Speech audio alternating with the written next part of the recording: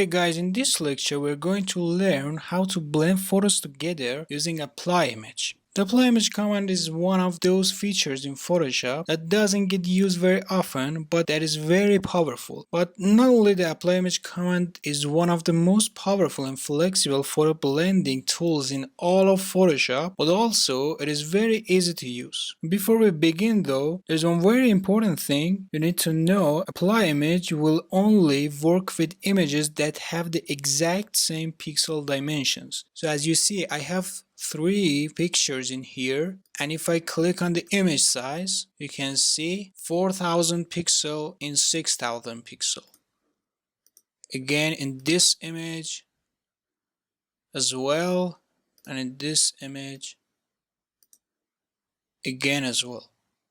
You see, I mean that if one image is 800 pixels wide by 600 pixels high, the second image also has to be 800 pixels wide by 600 pixels high. Okay, now I have some pictures with the same dimensions, and now I can use apply image. I should go to image in menu bar and select apply image. I have a window here, source and a target. My target image is this one, which I selected, and my source image I can change it to one of these. For example, I want to use the second one. Okay, you can see the mixture of 2 images, and if I change the blending,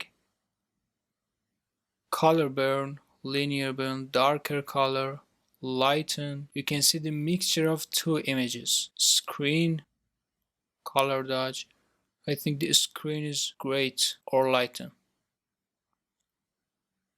You have overlays, soft light, hard light. All of them are very useful based on the case. I prefer in this case soft light, and I can reduce the opacity. For example, if I put it to 20,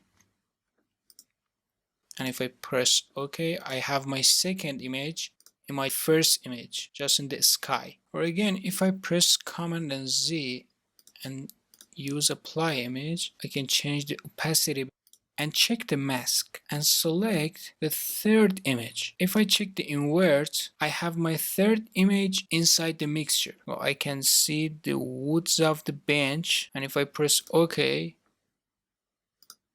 you see this is it.